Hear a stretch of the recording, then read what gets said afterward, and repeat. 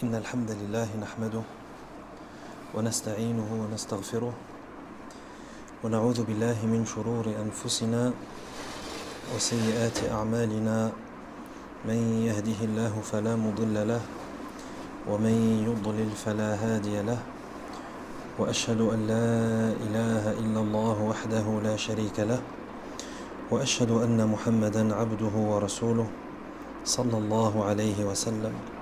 أما بعد فإن أصدق الحديث كتاب الله وخير الهدي هدي محمد صلى الله عليه وسلم وشر الأمور محدثاتها وكل محدثة بدعة وكل بدعة ضلالة وكل ضلالة في النار. أما بعد.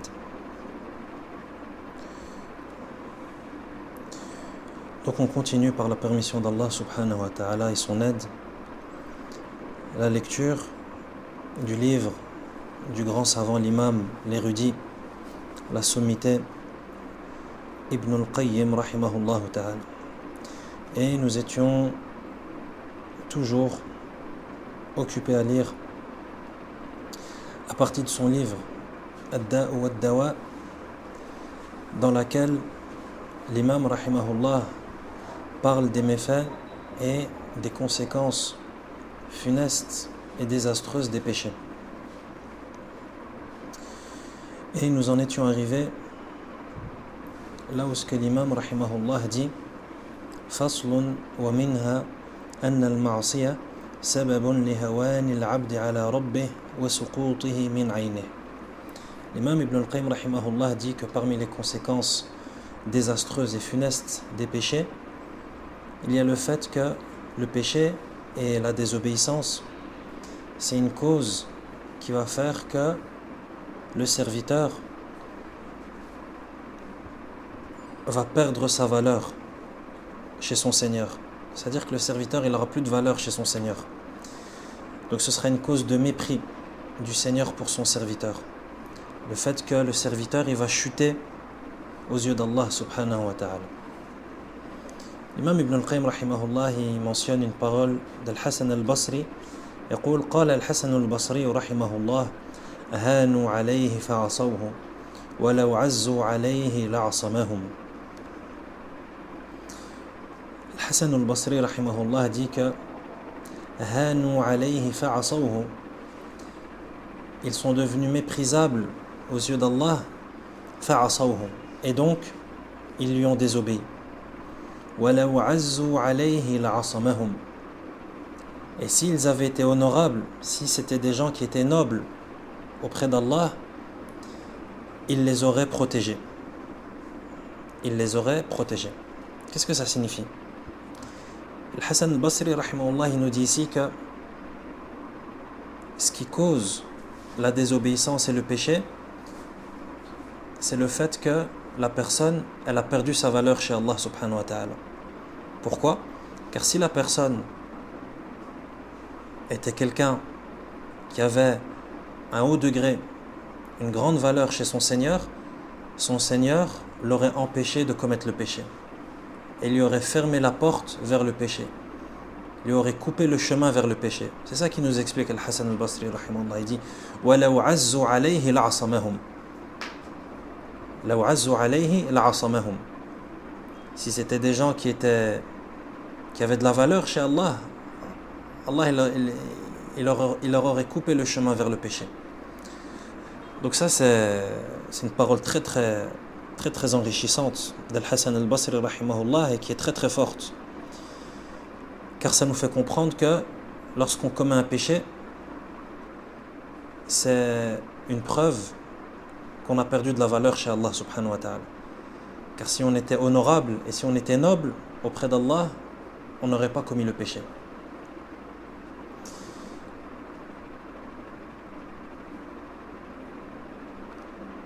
Bien entendu, comment est-ce que la personne perd sa valeur chez Allah azza wa jal? Comment est-ce que la personne devient méprisable auprès de son Seigneur? Parce qu'elle a fait les causes, elle a entrepris les causes, elle a commis les causes qui ont causé son mépris. Comme Allah Azza wa Jalla dit dans le Coran, فَلَمَّا زَاغُوا أَزَاغَ اللَّهُ قُلُوبَهُمْ. Et lorsqu'ils ont dévié, Allah a fait dévier leur cœur. Donc, pourquoi est-ce qu'Allah a fait dévier leur cœur? Parce que eux, ils ont dévié. Donc là, c'est le même mécanisme. La personne fait les causes pour devenir quelqu'un de méprisable chez son Seigneur, jusqu'à ce qu'elle devienne quelqu'un de méprisable, et donc les portes de la désobéissance et des péchés s'ouvrent. Et Allah lève sa protection contre les péchés. Et si Allah lève sa protection contre les péchés, ça devient une proie facile pour le diable. Donc c'est une parole très profonde ici d'Al-Hassan al-Basri rahimahullah, qui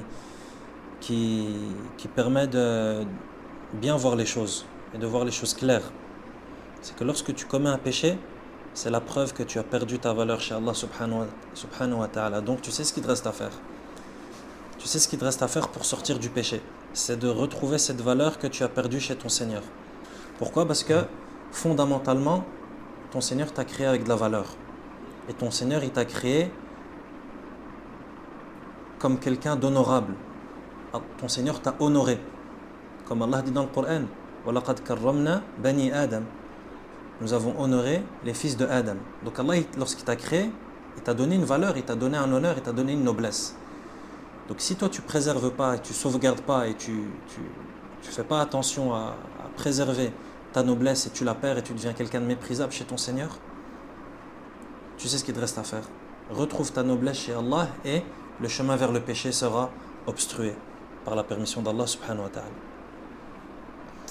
Ensuite l'imam Ibn al-Qayyim rahimahullah, il continue et il dit وَإِذَا هَانَ الْعَبْدُ عَلَى اللَّهِ لَمْ يُكْرِمْهُ أَحَدٍ كما قال تعالى وَمَنْ يُهِنِ اللَّهُ فَمَا لَهُ مِنْ مُكْرِمٍ وَإِنْ عَظَّمَهُمُ النَّاسُ فِي الظَّاهِرِ لِحَاجَتِهِمْ إِلَيْهِمْ أَوْ خَوْفًا مِنْ شَرِّهِمْ فَهُمْ فِي قُلُوبِهِمْ أَحْقَرُ شَيْءٍ وَأَهْوَنُهُ. L'imam Ibn al-Qayyim rahimahullah, il dit وَإِذَا هَانَ الْعَبْدُ عَلَى اللَّهِ لَمْ يُكْرِمْهُ أَحَدٍ. Et lorsque le serviteur il perd sa valeur chez Allah, il devient quelqu'un de méprisable pour son Seigneur, lam yukrimhu ahad. Personne ne sera capable d'honorer cette personne. Si tu perds ta valeur et ton statut chez Allah, personne ne pourra te donner un statut. Si tu perds ton honneur chez Allah, personne ne pourra te donner un honneur. Comme Allah dit dans le Coran, وَمَنْ يُهِنِ اللَّهِ فَمَا لَهُ مِنْ مُكْرِمٍ. Allah dit dans la traduction des sens du verset 18 de Surat Al-Hajj, celui qu'Allah avilit, humilie, وَمَنْ يُهِنِ اللَّهِ فَمَا لَهُ مِنْ مُكْرِمٍ. Nul ne peut l'honorer. Et si ton Seigneur il t'avilit et t'humilie, qui va t'honorer? Et si ton Seigneur t'honore, qui sera capable de t'humilier? Et ça fonctionne dans les deux sens. فَنَسْأَلُ اللَّهَ أَنْ يُكْرِمَنَا وَأَلَّا يُهِينَنَا. Il dit وَإِنْ عَظَّمَهُمُ النَّاسُ فِي الظَّاهِرِ لِحَاجَتِهِمْ إِلَيْهِمْ أَوْ خَوْفًا مِنْ شَرِّهِمْ فَهُمْ فِي قُلُوبِهِمْ أَحْقَرُ شَيْءٍ وَأَهْوَنُهُ. L'imam Ibn al-Qayyim rahimahullah, il donne un détail important ici. Pourquoi? Parce que dans la vie de tous les jours, dans le quotidien, dans ce bas monde, on voit des gens qui sont éloignés d'Allah, qui ne se soumettent pas à l'ordre d'Allah, qui ne suivent pas le chemin d'Allah subhanahu wa ta'ala et la voie droite, mais on voit que c'est des gens qui sont respectés, des gens qui sont honorés. Comment est-ce qu'on comprend ça? Ibn al-Qayyim rahimahullah, il répond à la question. Il dit وَإِنْ عَظَّمَهُمُ النَّاسُ فِي الظَّاهِرِ. Donc si Allah t'humilie, t'avilit, personne ne peut t'honorer, comme Allah dit dans le Coran. Il dit, et ça, même si les gens, ils te respectent et ils t'honorent de manière manifeste. Hein? Fi zahir, c'est-à-dire en apparence. Parce que si les gens, ils te respectent et ils t'honorent, alors que toi, tu n'es pas sur le chemin d'Allah subhanahu wa ta'ala, et tu ne te soumets pas à ses ordres subhanahu wa ta'ala, et tu ne suis pas le chemin et la voie de son prophète sallallahu alayhi wa sallam, si les gens ils t'honorent et ils te respectent, c'est juste parce qu'ils ont peur de toi, ou bien c'est parce qu'ils ont besoin de toi. Al-Muhim, il y a une raison. Il y a une raison qui motive ce respect et cet honneur qu'ils te vouent. Mais cet honneur et ce respect qu'ils te donnent, c'est juste quelque chose en apparence, comme dit l'imam Ibn al-Qayyim rahimahullah. C'est juste quelque chose qui est apparent. Il dit فَهُمْ فِي قُلُوبِهِمْ أَحْقَرُ شَيْءٍ وَأَهْوَنُ. Pourquoi? Parce qu'en réalité, dans leur cœur, pour eux, tu es la personne la plus méprisable qui existe. وَأَهْوَنُ. D'accord? Donc, on ne se fait pas avoir par les apparences. Ce n'est pas parce que les gens nous respectent et nous jettent des fleurs, alors que nous, on sait très bien qu'on est loin d'Allah subhanahu wa ta'ala, on ne se fait pas tromper par ce genre de choses. Pourquoi? Parce que si les gens ils te jettent des fleurs et ils te respectent et ils t'honorent, c'est parce qu'il y a des raisons derrière. Il y a des intérêts, il y a des commerces, il y a al-muhim, Allahu alim, il y a des choses qui motivent cela. Toi, ce que tu dois mettre dans ta tête et ce que tu dois garder à l'esprit, c'est vis-à-vis d'Allah subhanahu wa ta'ala, il est où mon degré, il est où mon statut. C'est ça le plus important. C'est pas vis-à-vis des gens. Pourquoi? Parce que les gens ils peuvent mentir. Et les gens peuvent faire des choses, peuvent dire des choses de leur langue qui ne ressentent pas dans leur cœur. Hein, il peut te dire, toi tu es le plus beau, tu es le plus intelligent, tu es le plus courageux, tu es le plus généreux, alors que dans son cœur il croit tout le contraire. C'est possible. Enfin, on ne se fait pas avoir par les apparences. On ne se fait pas avoir par les apparences. Walakin, on doit se connaître nous-mêmes et on doit connaître notre relation vis-à-vis d'Allah subhanahu wa ta'ala afin de réformer cela. Ensuite, il continue, il dit وَمِنْهَا أَنَّ الْعَبْدَ لَا يَزَالُ يَرْتَكِبُ الذَّنْبَ حَتَّى يَهُونَ عَلَيْهِ وَيَصْغُرَ فِي قَلْبِهِ وَذَلِكَ عَلَامَةُ الْهَلَاكِ فَإِنَّ الذَّنْبَ كُلَّمَا صَغُرَ فِي عَيْنِ الْعَبْدِ عَظُمَ عِنْدَ اللَّهِ. Ensuite, il continue, il dit que parmi les conséquences funestes et désastreuses des péchés, il y a le fait que le serviteur لا يزال يرتكب الذنب حتى يهون عليه. Le serviteur, il ne cesse de commettre le péché jusqu'à ce que ce péché devienne quelque chose qui n'a plus de valeur pour lui. C'est plus quelque chose de grave. Yani, il minimise le péché. C'est quelque chose d'insignifiant. ويصغر في قلبه. Le péché devient quelque chose d'insignifiant dans son cœur. وذلك علامة الهلاك. Ibn al-Qayyim rahimahullah, il dit que ça c'est le signe de la perdition. Et lorsque la personne ressent ça dans son cœur, elle fait très très attention. Parce que ça c'est un signe de halak, de perdition. Lorsque tu vois que dans ton cœur, il n'y a plus cette peur pour le péché, et il n'y a plus cette gravité, cette image grave du péché, ça c'est très très dangereux. Pourquoi? Parce que ça veut dire que le cœur il est en train de mourir petit à petit. Et il dit l'imam Ibn al-Qayyim rahimahullah وَذَلِكَ عَلَامَةُ الْهَلَاكِ, c'est un signe de perdition. فَإِنَّ الذَّنْبَ كُلَّمَا صَغُرَ فِي عَيْنِ الْعَبْدِ عَظُمَ عِنْدَ اللَّهِ. Pourquoi? Parce que le péché, au plus il devient insignifiant chez le serviteur, au plus il grandit chez Allah. Comme on avait vu cela précédemment dans le livre. Des paroles de salaf qui allaient dans ce sens et qui expliquaient que au plus tu minimises un péché, au plus il grandit auprès d'Allah. Et l'inverse aussi. Au plus un péché devient grave pour toi, au plus il devient petit chez Allah. Ça veut dire au plus il va te le pardonner. Ou bien d'autres salafs qui disaient ne regarde pas la petitesse du péché, walakin regarde la grandeur de celui à qui tu désobéis. Il y a beaucoup de gens qui ont cette mauvaise façon de penser. Ils disent mais de toute façon c'est un petit péché. Là, c'est pas comme ça que le musulman y réfléchit. Le musulman il regarde la grandeur de celui à qui il désobéit. Parce que ça c'est un chemin satanique. Ça c'est une ruse du shaitan. Non mais ça c'est un petit péché. Là, le prophète sallallahu alayhi wa sallam il a mis en garde contre cela. Il a dit faites très attention et soyez sur vos gardes contre les péchés que vous minimisez. Faire très attention à cela. Pourquoi? Parce que tu minimises les péchés, ça veut dire que tu fais, tu dis c'est un petit péché, jusqu'à ce que ça devienne une montagne de péchés. Donc faire très attention à cela. Et il ne faut jamais dire c'est un petit péché, c'est pas grave et c'est petit là. Walakin tu te dis Allah subhanahu wa ta'ala, il est grand, Allah azza wa jal, il est dur en châtiment. Tu te rappelles la grandeur d'Allah, tu ne regardes pas la petitesse du péché, tu regardes la grandeur de celui qui a interdit ce péché. Ensuite il continue, il dit rahimahullah وقد ذكر البخاري في صحيحه عن ابن مسعود قال إن المؤمن يرى ذنوبه كأنه في أصل جبل يخاف أن يقع عليه وإن الفاجر يرى ذنوبه كذباب وقع على أنفه فقال به هكذا فطار. Ensuite Ibn al-Qayyim rahimahullah il mentionne une parole d'Ibn Mas'ud radiyallahu anhu qui est recueillie par al-Bukhari dans son authentique qui dit إن المؤمن يرى ذنوبه كأنه في أصل جبل يخاف أن يقع عليه. Il dit le croyant, il voit ses péchés comme s'il se tenait au pied d'une montagne, craignant qu'elle ne tombe sur lui. Le croyant, c'est comme ça qu'il voit ses péchés. Il voit ses péchés comme une montagne qui va s'écrouler sur lui. Il dit وَإِنَّ الْفَاجِرَ يَرَى ذُنُوبَهُ كَذُبَابٍ وَقَعَ عَلَى أَنْفِهِ فَقَالَ بِهِ هَكَذَا فَطَارَ. Par contre, la personne dépravée, comment est-ce qu'elle voit ses péchés, elle? Elle voit ses péchés comme une mouche qui vient se poser sur son nez, elle fait un geste de la main et la mouche elle part. On revient encore une fois à ces paroles qu'on entend beaucoup et qui est très présente chez les musulmans, lorsqu'on parle de péché, d'actes de désobéissance, de choses qui ont été interdites par Allah subhanahu wa ta'ala. L'être humain il peut dire oui mais c'est pas grave ce que j'ai fait, j'ai pas tué quelqu'un, khalas, on n'a pas forniqué, on n'a pas volé, on n'a pas forniqué. Yani c'est ça. Yani Allah il a juste interdit ça dans la religion, la fornication, le vol et le meurtre d'une âme qu'Allah a interdit de tuer. C'est juste ça. Là, les péchés, les actes de désobéissance sont nombreux. Il faut faire très attention à cela.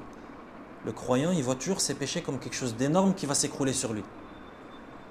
Amma, lorsque tu vois que tes péchés, c'est comme une mouche qui vient se poser sur ton nez et tu fais juste un coup de main comme ça pour qu'elle s'envole, là ça c'est pas un bon signe ça. C'est pas un bon signe du tout. Le croyant, ce qui lui importe, ce qui lui fait peur, ce sont ses péchés. Ses bonnes actions, il les oublie. Et il demande à Allah qu'il accepte. Yani c'est l'inverse. Le croyant, il se focalise sur ses péchés. Et il voit ses péchés comme l'eau que contient les océans.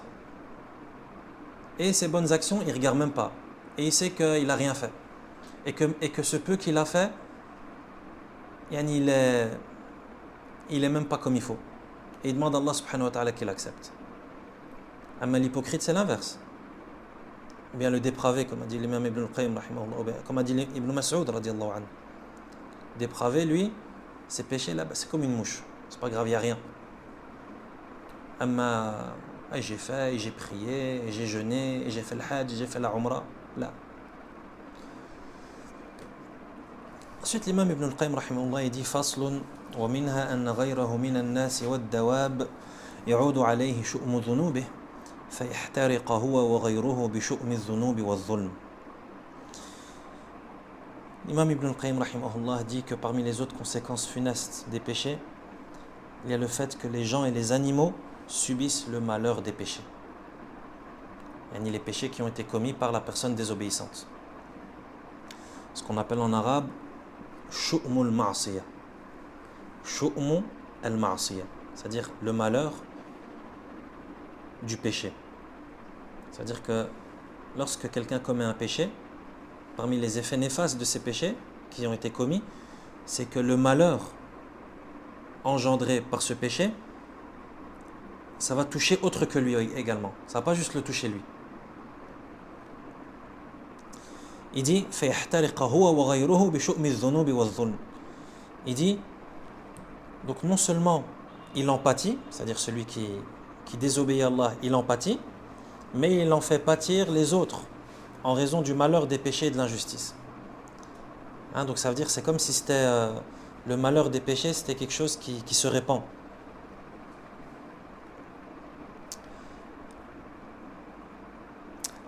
Il dit قال أبو هريرة رضي الله عنه إن الحبار لتموت في وكرها من ظلم الظالم. C'est une parole d'Abu Huraira radiallahu anhu qui dit إن الحبار. Al-hubara, ce sont des oiseaux qui ont des longs coups, qui sont appelés en français une outarde. Une outarde. Il dit une outarde meurt dans son nid à cause des méfaits de l'homme injuste. Donc un oiseau il peut mourir dans son nid à cause de quoi? À cause de l'injustice qui a été commise par quelqu'un. C'est Abu Huraira radiallahu anhu qui dit ça. Ensuite il dit وقال مجاهد إن البهائم تلعن عصاة بني آدم إذا اشتدت السنة وأمسك المطر وتقول هذا بشؤم معصية ابن آدم.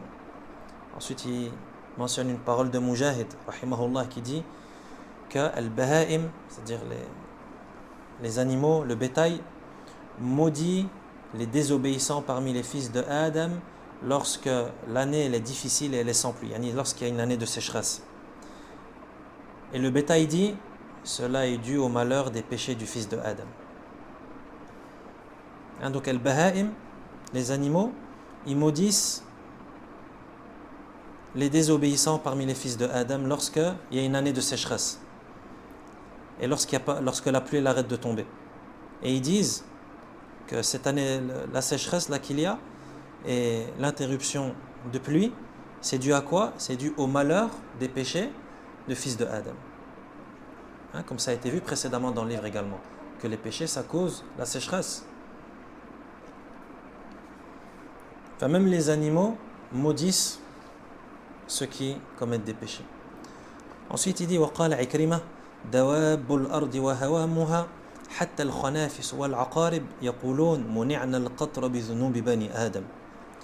Ikrima rahimahullah dit que les animaux terrestres, les reptiles jusqu'aux scorpions et les coléoptères, un type d'insectes, disent les péchés des hommes nous ont privés de pluie.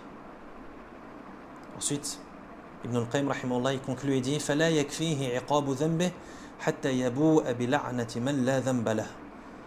Il dit donc la personne qui désobéit à Allah, c'est comme si il ne se contente pas des mauvaises conséquences de son péché, mais il encourt également la malédiction des innocents, c'est-à-dire ceux qui n'ont pas de péché, les animaux. Donc ça veut dire celui qui désobéit à Allah, il ne se contente pas seulement de subir les conséquences directes de son péché, mais il subit également les conséquences indirectes de son péché, c'est-à-dire la malédiction des innocents, la malédiction de ceux qui subissent les conséquences de son péché. Et ça d'ailleurs on le retrouve même dans le bien si vous vous souvenez. Ça nous rappelle le hadith du prophète sallallahu alayhi wa sallam qui dit que même les animaux demandent pardon pour les savants et ceux qui enseignent aux gens le bien. Donc dans le bien ça fonctionne aussi, mais ça fonctionne également dans le mal. Donc l'être humain, le croyant, il fait attention à ce genre de choses. قال الإمام ابن القيم رحمه الله فصل ومنها أن المعصية تورث الذل ولا بد فإن العز كل العز في طاعة الله تعالى قال تعالى من كان يريد العزة فلله العزة جميعا أي فليطلبها بطاعة الله فإنه لا يجدها إلا في طاعته. L'imam Ibn al-Qayyim rahimahullah mentionne une autre conséquence néfaste des péchés et il dit وَمِنْهَا أَنَّ الْمَعْصِيَةَ تُورِثُ الذُّلَّ. C'est-à-dire que les péchés, les actes de désobéissance, ça provoque الذُّلَّ, c'est-à-dire l'humiliation. وَلَا بُدْ, et ça c'est quelque chose qui est inévitable. Yani le fait de désobéir à son Seigneur et à son Créateur, qu'est-ce que ça va provoquer? Qu'est-ce que ça va engendrer? L'humiliation. C'est-à-dire que le désobéissant, le pécheur, il va être frappé d'humiliation. Ça va être quelqu'un de vil, quelqu'un sans aucune valeur. Il dit فَإِنَّ الْعِزَّ كُلَّ الْعِزِّ فِي طَاعَةِ اللَّهِ. Il dit l'honneur, lui, il se trouve dans l'obéissance à Allah. Donc l'honneur et la noblesse, où est-ce qu'on la trouve? Dans l'obéissance à Allah subhanahu wa ta'ala. C'est quoi la preuve? Verset 10 de Surat Fatir, le Très-Haut dit مَنْ كَانَ يُرِيدُ الْعِزَّةَ فَلِلَّهِ الْعِزَّةُ جَمِيعًا.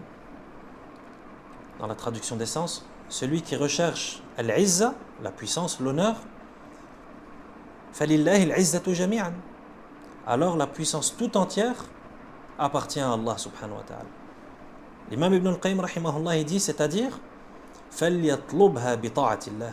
Donc celui qui recherche la puissance et l'honneur et la noblesse, qu'il la recherche dans l'obéissance à Allah. فَلْيَطْلُبْهَا بِطَاعَةِ اللَّهِ فَإِنَّهُ لَا يَجِدُهَا إِلَّا فِي طَاعَتِهِ. Pourquoi? Car il ne la trouvera que dans l'obéissance à Allah subhanahu wa ta'ala. Et en réalité, dans cette vie, est-ce que l'honneur, ça ne fait pas partie des choses les plus importantes que recherche la personne? Personne ne recherche l'humiliation. Tout le monde recherche à être quelqu'un de noble, quelqu'un d'honoré, quelqu'un de respectable, n'est-ce pas? Tout le monde, même le mécréant. Et on n'a jamais croisé quelqu'un dont l'objectif dans sa vie, c'est quoi? C'est d'être la personne la plus vile et la plus humiliée. Là, tout le monde aime être quelqu'un de noble, quelqu'un de respecté, quelqu'un de respectable. Walakin, quel est le chemin qui mène à cela? La réponse se trouve dans le verset. Si tu cherches l'honneur, si tu cherches la noblesse, si tu cherches les hauts degrés, tu la trouveras où? Dans l'obéissance à Allah subhanahu wa ta'ala. Et la désobéissance à Allah va provoquer l'inverse, c'est-à-dire l'humiliation, la bassesse. La bassesse.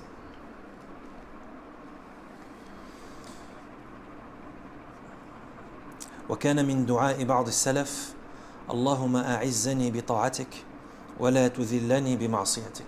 Et c'est pour ça que certains salafs avaient pour habitude d'invoquer Allah dans ces termes en disant Allahumma a'izzani bi ta'atik. Oh Allah, a'izzani bi ta'atik. Honore-moi par ton obéissance, et par le fait que je t'obéisse. Wa la tudhillani bi ma'siyatik.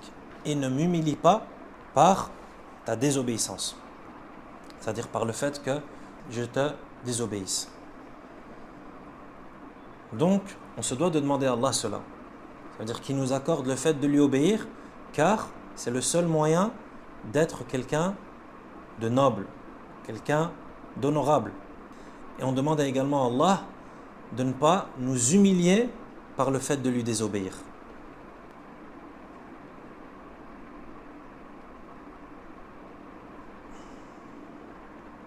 قال الحسن البصري رحمه الله إنهم وإن طقطقت بهم البغال وهملجت بهم البراذين إن ذل المعصية لا يفارق قلوبهم أبى الله إلا أن يذل من عصاه. الحسن البصري رحمه الله dit إنهم وإن طقطقت بهم البغال. Il dit même s'ils avancent au son des sabots d'une mule ou du pas souple d'un cheval, l'humiliation du péché ne quitte jamais leur cœur. Ainsi, Allah humilie celui qui lui désobéit. Innahum wa in taqtaqat bihimul bighal. Yani Al-Hasan al-Basri rahimahullah, il parle ici des gens qui désobéissent à Allah. Il dit wa in taqtaqat bihimul bighal. Taqtaqa, ça aussi c'est quelque chose d'assez extraordinaire dans la langue arabe, c'est que le verbe en langue arabe, la sonorité du mot en langue arabe, elle te donne déjà une indication sur la signification. Yani taqtaqa. Yani t'as jamais entendu ce verbe, mais rien que quand tu entends la sonorité, taqtaqa, taq, taq, taq, taq. C'est quoi taqtaqa? C'est le son que font les sabots du cheval ou de l'âne lorsqu'ils tapent le sol. Taqtaqa. Et c'est exactement le son que fait le son que ça fait dans la réalité. Taq, taq, taq. Et ben en arabe c'est taqtaqa. Il dit wa in taqtaqat bihimul bighal. Yani même si leur biral, c'est-à-dire leur mule, hein, le biral c'est un croisement entre un cheval et une ânesse. Même si leurs mules font des bruits lorsqu'ils avancent, c'est-à-dire ils sont là sur leur mule et ils avancent, hein, avec orgueil, etc. Wa hamlajat bihimul baradhin. Et al-baradhin c'est un cheval qui vient de pays non arabes. Et hamlaja, c'est le fait que leur monture avance d'un bon pas. Ça veut dire qu'ils sont bien sur leurs chevaux, en train d'avancer à une bonne allure. Donc même s'ils sont là sur leur monture, hein, avec tac tac tac et ça va vite, etc. Inna dhull al-ma'siyati la yufariqu qulubahum. L'humiliation du péché ne quitte pas leur cœur. Nas'alullah al-afiyata was-salam. Prends la parole d'Al-Hasan al-Basri rahimahullah et mets-la en pratique à notre époque. Enlève les mules, enlève les taqtaqa et enlève les hamlaja et enlève tout ça et prends les grands désobéissants, les grands pécheurs de ce monde qui roulent dans des voitures et qui font des moteurs qui font des ronronnements, etc. Alors que ce sont les gens qui désobéissent le plus à Allah. Donc nous on pourrait dire ça aussi aujourd'hui. Même si leur voiture ronronne et je ne sais quoi, inna dhull al-ma'siyati la yufariqu qulubahum. L'humiliation du péché, elle ne quitte jamais leur cœur. C'est-à-dire que l'humiliation, elle est collée à eux. Elle est collée à leur cœur. Nas'alullah al-afiyata was-salam. Même s'ils roulent dans les plus belles voitures, dans les plus grosses cylindrées, dans les voitures les plus luxueuses, ça ne change rien. Aballahu illa an yudhilla man asah. Allah subhanahu wa ta'ala humilie celui qui lui désobéit. Ça, c'est une règle. C'est une règle divine. C'est une règle qui est inévitable. Désobéissance égale humiliation. Obéissance égale honneur. وقال عبد الله بن المبارك رحمه الله رأيت الذنوب تميت القلوب وقد يورث الذل إدمانها وترك الذنوب حياة القلوب وخير لنفسك عصيانها وهل أفسد الدين إلا الملوك وأحبار سوء ورهبانها. L'imam Ibn al-Qayyim rahimahullah mentionne quelques vers de poésie de Abdullah ibn al-Mubarak rahimahullah qui dit Ra'aytu dhunuba tumitu al-qulub. J'ai constaté que les péchés tumitu al-qulub, ils tuent les cœurs. Les péchés, ça tue les cœurs. وقد يورث الذل إدمانها. Et la persistance, le fait de ne cesser de commettre des péchés, idman al-dhunub, le fait de ne pas cesser, le fait d'être persistant et assidu dans le péché, qad yurithu dhul, il dit ça peut amener l'humiliation. Wa tarku dhunubi hayatul qulub, et il dit le fait de délaisser et d'abandonner les péchés, hayatul qulub, ça cause et ça provoque, ça engendre la vie des cœurs, ça fait vivre les cœurs. Et il est meilleur pour ton âme de leur résister. Il dit, et qui d'autre que les rois ont perverti la religion. Ainsi que ahbar, c'est le pluriel de habr, qui est le savant. Ahbarusu, ici le mauvais savant. Le mauvais savant, c'est-à-dire le savant qui ne met pas en pratique sa science. Donc les mauvais savants, ainsi que ruhbanuha, c'est-à-dire les gens qui sont occupés dans l'adoration. Il dit c'est eux qui ont perverti la religion. Il y a ceux qui sont occupés dans l'adoration, mais qu'ils ne le font pas correctement. C'est-à-dire qu'ils ne le font pas forcément pour Allah subhanahu wa ta'ala, mais qui utilisent peut-être la religion pour arriver à des fins mondaines. Donc les mauvais savants, les faux dévots et al-muluk, les rois.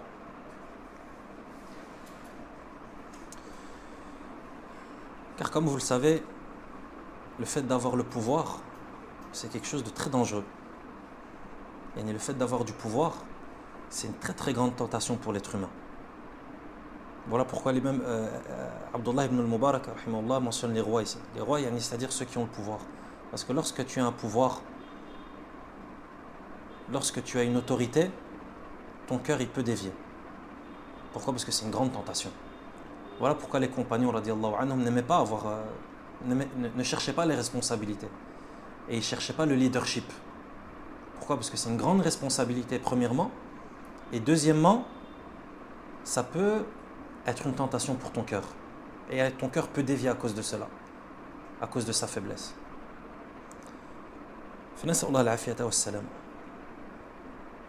Ensuite, l'imam Ibn al-Qayyim rahimahullah dit Faslun wa minha anna al-ma'asiya tufsidu al-aql fa inna lil-aqli nura wal ma'asiyatu tudfi'u nura al-aql wa la bud wa idha tafi'a nuruhu da'ufa wa naqas. Ibn al-Qayyim rahimahullah dit parmi les conséquences funestes et désastreuses des péchés, il y a le fait que les péchés tufsidul aql. Les péchés, ça altère la raison. Subhanallah. Les péchés, ça altère la raison. C'est comme si on disait ça rend fou. Ça rend pas fou comme ça directement. Ça te rend petit à petit quelqu'un de fou, c'est-à-dire quelqu'un qui perd la raison. Pourquoi? Il dit parce que la raison, elle possède une lumière.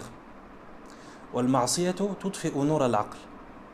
Or, le péché et la désobéissance, ça éteint la lumière de la raison. وَلَا بُدْ. Et il dit ça, c'est quelque chose d'inévitable, encore une fois. Yani là, tout ce qu'on est en train de lire, l'imam Ibn al-Qayyim, rahimahullah, quand il dit وَلَا بُدْ, il insiste. Pourquoi? Parce que toi, quand tu lis ça, tu peux te dire, ouais, mais khair, Inch'Allah. Une fois sur deux, peut-être. Ça se passe une fois sur deux, une fois sur 10. Là. À tous les coups, c'est comme ça. Tous les péchés causent l'humiliation. Tous les péchés te font diminuer ta raison et altèrent ta raison. Et c'est quelque chose qui est inévitable. وَإِذَا طَفِئَ نُورُهُ ضَعُفَ وَنَقَصَ. Donc il dit, la raison, elle possède une lumière et la désobéissance, elle fait diminuer cette lumière. وَلَا بُدْ, et ça c'est quelque chose d'inévitable. Et il dit, وَإِذَا طَفِئَ نُورُهُ, et lorsque la lumière de la raison, elle s'éteint, qu'est-ce qui lui arrive à la raison? Elle disparaît petit à petit, elle aussi. Regarde ce que disaient les salafs. Il dit وَقَالَ بَعْضُ السَّلَفِ مَا عَصَى اللَّهَ أَحَدٌ حَتَّى يَغِيبَ عَقْلُهُ. Il disait nul ne désobéit à Allah sans perdre la raison. Nul ne désobéit à Allah sans perdre la raison.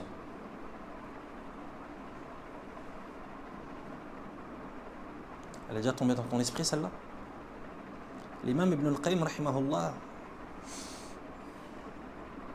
il remet les choses en ordre. Il remet les pendules à l'heure.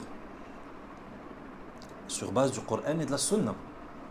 L'imam Ibn al-Qayyim, rahimahullah, il ne vient pas avec des choses qu'il a vues en rêve ou comme disent certains. Là, comme vous voyez, à chaque fois, قال Allah, قال الرسول صلى الله عليه وسلم. Yani, sa méthode, elle est basée sur le Coran et sur la Sunna.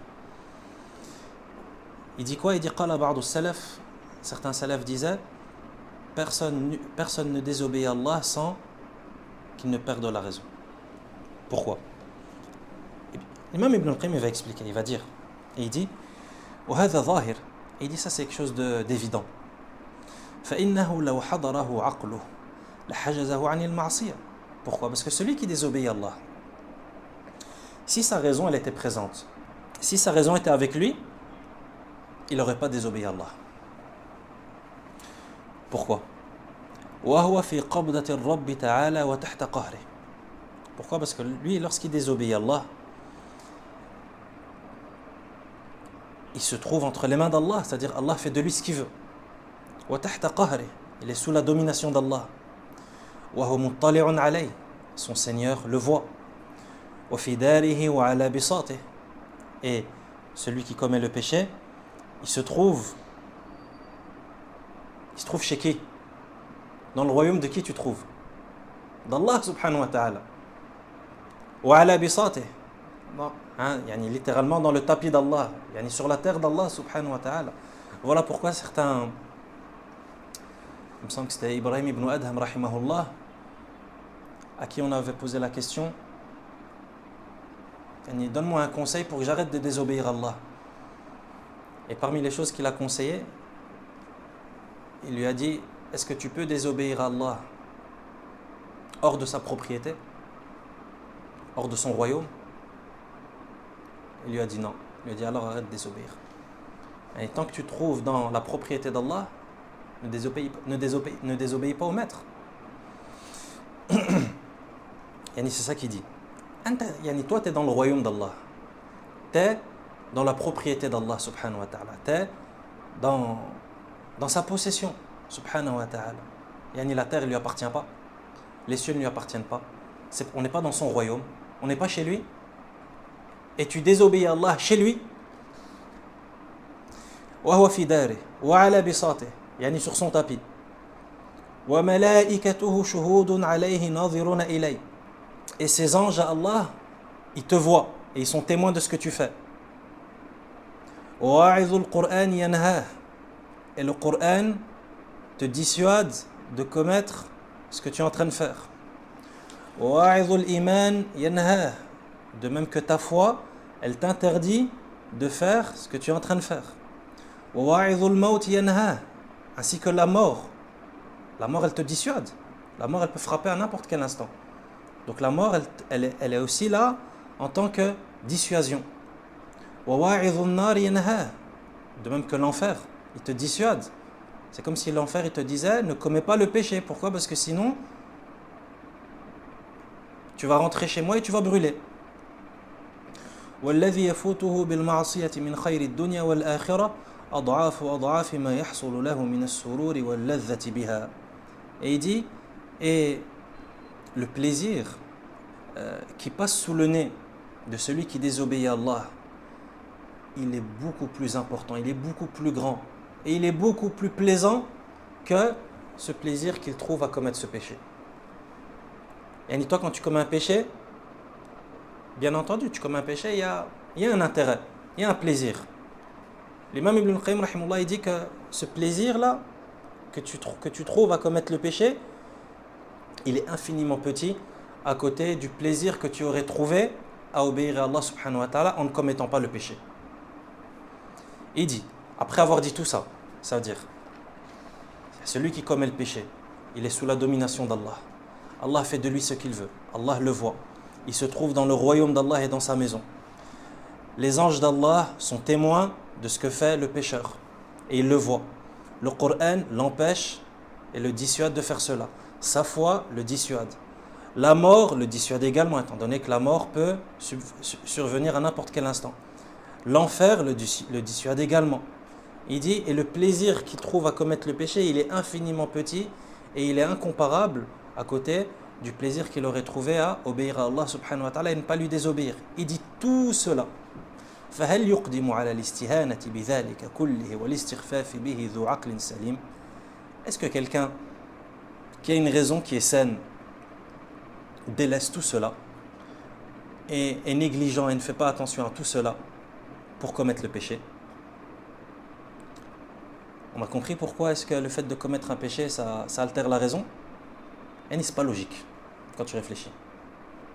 Pourquoi? Parce que toi tu délaisses tout ça et tu commets le péché. Et tu délaisses le fait qu'Allah te voit, le fait que les anges te voient, le fait que tu te trouves dans le royaume d'Allah, le fait que le péché que tu commettes, que tu es en train de commettre, tu le fais et tu le commets à travers des bienfaits d'Allah subhanahu wa ta'ala.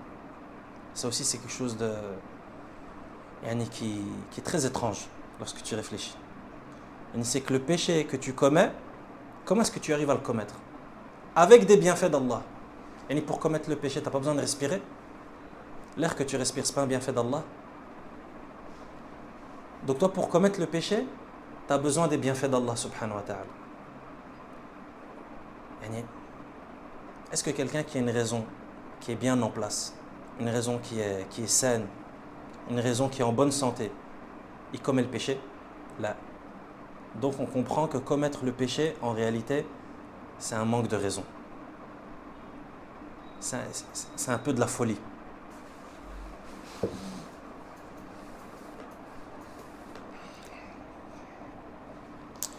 فصل ومنها أن الذنوب إذا تكاثرت طبع على قلب صاحبها فكان من الغافلين كما قال بعض السلف في قوله تعالى كلا بل ران على قلوبهم ما كانوا يكسبون قال هو الذنب بعد الذنب. Parmi les conséquences funestes des péchés, il y a le fait que les péchés إذا تكاثرت طبع على قلب صاحبها, c'est-à-dire que les péchés, lorsqu'ils se multiplient, طبع على قلب صاحبها, le cœur de celui qui commet ces péchés, طبع عليه, ça veut dire qu'il est scellé. نسأل الله العافية. فكان من الغافلين, et il devient quelqu'un d'insouciant. Ça veut dire qu'il compte parmi les insouciants.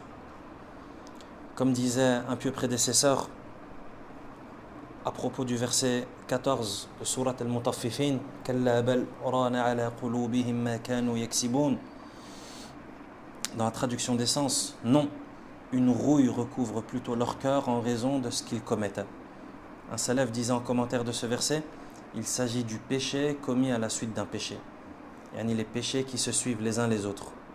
C'est ça qui cause la rouille qui est mentionnée dans le verset. كَلَّا بَلْ رَانَ عَلَى قُلُوبِهِمْ مَا كَانُوا يَكْسِبُونَ. Non, une rouille recouvre plutôt leur cœur en raison de ce qu'ils commettaient. قال الحسن البصري رحمه الله وهو الذنب على الذنب حتى يعمى القلب.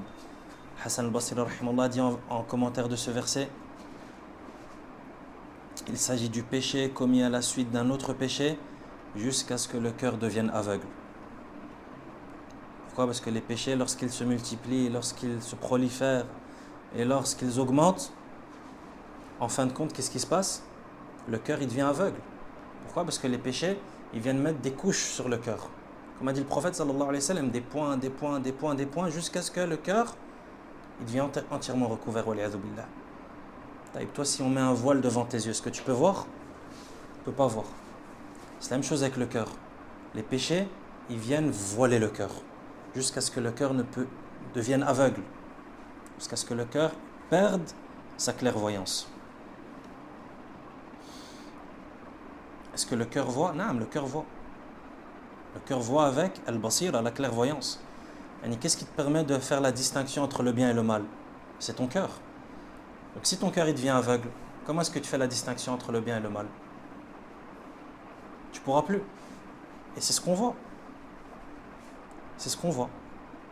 Des gens, tu leur parles d'islam, tu leur parles de tawhid, tu leur parles d'enfer, de paradis, tu leur parles d'Allah subhanahu wa ta'ala, créateur de l'univers, tu vois que ça ne rentre pas dans le cœur. Tu vois qu'il ne comprend pas. Pourquoi? Parce que le cœur il est voilé, waliyadhu billah. Le cœur il est voilé. C'est-à-dire le cœur il ne voit pas. Tu lui montres la vérité mais il ne voit pas la vérité. C'est comme l'aveugle. Tu lui montres le soleil mais il ne le voit pas alors qu'il est devant lui. وقال غيره لما كثرت ذنوبه وقال غيره لما كثرت ذنوبهم ومعاصيهم أحاطت بقلوبهم. Et un autre disait, toujours en commentaire du verset, lorsque leurs péchés et leurs actes de désobéissance se sont multipliés, أحاطت بقلوبهم, ils ont cerné leur cœur. وأصل هذا أن القلب يصدأ من المعصية. Ibn al-Qayyim rahimahullah explique et il dit, et ceci car le cœur rouille en raison des péchés. وأصل هذا أن القلب يصدأ بالمعصية أو من المعصية. C'est-à-dire que la désobéissance, ça cause la rouille du cœur. De la même manière qu'un métal, le fer, ça rouille, le cœur également, il rouille. À cause de quoi? De l'oxydation? Non, à cause du péché. Le péché il va venir causer la rouille du cœur. فإن زادت غلب الصدى حتى يصير رانا. Il dit, et s'ils se multiplient, les péchés, la rouille va envahir le cœur jusqu'à totalement le recouvrir. Hein? Quand tu vois un morceau de métal ou de fer, il peut avoir quelques taches de rouille par-ci par-là. Comme d'autres peuvent être entièrement recouverts par la rouille. C'est pareil avec le cœur. Il peut être pris par certaines taches de rouille comme il peut être entièrement recouvert de rouille. Lorsque les péchés deviennent nombreux. ثم يغلب حتى يصير طبعا وقفلا وختما. Ensuite il dit, puis le cœur il est fermé, scellé et couvert d'un voile et d'une enveloppe. ثم يغلب حتى يصير طبعا وقفلا وختما. Yani après que le cœur soit entièrement recouvert de rouille, il continue et continue jusqu'à ce que طبع. والعياذ بالله. Ça veut dire le cœur il est scellé, il est fermé. وقفلا, cadenassé. وختما, نسأل الله العافية, il est recouvert.